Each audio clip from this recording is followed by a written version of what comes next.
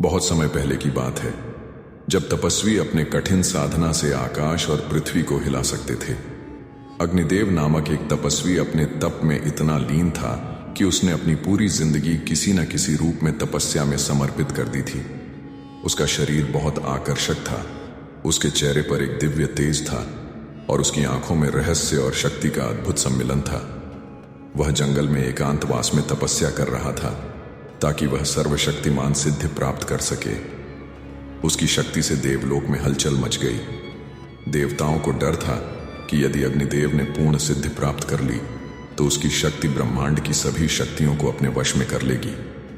इस कारण इंद्रदेव ने 3 सबसे सुंदर और चालाक अप्सराओं को भेजने का निर्णय लिया। ये 3 अप्सराएं थीं, चित्रलेखा, वासंती और रूपांजलि, जो अपनी सुंदरता और आकर्षण के कारण पूरे स्वर्ग में प्रसिद्ध थीं। इंद्रदेव ने उन्हें आदेश दिया कि वे इस तपस्वी को मोह में फंसा लें और उसकी तपस्या भंग करें। यदि वे ऐसा नहीं कर पाईं तो इंद्रदेव ने चेतावनी दी कि उनकी सारी शक्तियां छीन ली जाएंगी। रात का समय था और अग्निदेव ध्यान में लीन था। एक भीनी सी खुशबू उसकी नाक में घुसी और वह धीरे धीरे अपनी साधना से विचलित होने लगा। उसने आंखें खोली और देखा कि सामने 3 सुंदर स्त्रियां खड़ी हैं। चित्रलेखा, जो सबसे खूबसूरत थी, ने अपनी आवाज में कोमलता डाली और कहा, हे तपस्वी, क्या आप हमें शरण नहीं देंगे? हम भी तपस्या करना चाहती हैं। अग्निदेव ने गंभीरता से उत्तर दिया, यह स्थान तपस्वियों के लिए है, यहां किसी सांसारिक प्रपंच की कोई जगह नहीं है। लेकिन चित्रलेखा ने मुस्कुराते हुए कहा, क्या तपस्वी को प्रेम करने का अधिकार नहीं होता? और अपनी साड़ी को थोड़ा सा ढीला कर लिया, जिससे उसकी सुंदरता और बढ़ गई। उसकी आंखें मोहक थीं, जैसे किसी अंधेरी रात का रहस्य।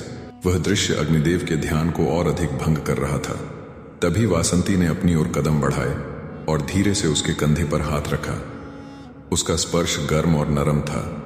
वह बोली, तुम्हारी त्वचा अग्नि जैसी गर्म है, क्या तुम हमें इस सर्द रात में गर्मी नहीं दे सकते? अग्निदेव ने न चाहते हुए भी उसकी ओर देखा और उसे अपनी तपस्या को भंग करने की कड़ी चुनौती का सामना करना पड़ा। वासंती की आंखों में एक चमक थी जो उसे बेहद आकर्षित कर रही थी। बाद रूपांजलि ने अपनी ओर कदम बढ़ाए और उसके पास पहुंचते हुए अपनी उंगलियां उसके बालों में फिराई। वह धीरे से बोली, तुम्हारा रूप देवताओं जैसा है, क्या हमें इसका अनुभव नहीं होगा? अग्निदेव अब पूरी तरह से विचलित हो चुका था। उसका हृदय धड़कने लगा था और उसकी साधना का संयम टूटता जा रहा था। वह जानता था कि यह एक जाल है, फिर भी वह इसे नकार नहीं पा रहा था। तीनों महिलाएं उसे घेर चुकी थीं और उनके आकर्षण ने उसकी आत्मा को मोह लिया। रूपांजलि, वासंती और चित्रलेखा ने अब एक साथ अग्निदेव को अपनी बाहों में समेट लिया। वे अब उसे पूरी तरह से वशीभूत करने में सफल हो चुकी थीं। उनकी वाणी में एक सम्मोहक लय थी और उन्होंने एक साथ कहा, तुम अब हमारे हो, हमें कभी अकेला मत छोड़ना। अग्निदेव की आंखें बंद होने लगीं और वह पूरी तरह से उनके मोह में खो गया। लेकिन तभी उसकी अंदर की दिव्य शक्ति जाग उठी। वह जान गया कि यह मोह केवल अस्थायी था। उसने एक शक्तिशाली मंत्र का उच्चारण किया।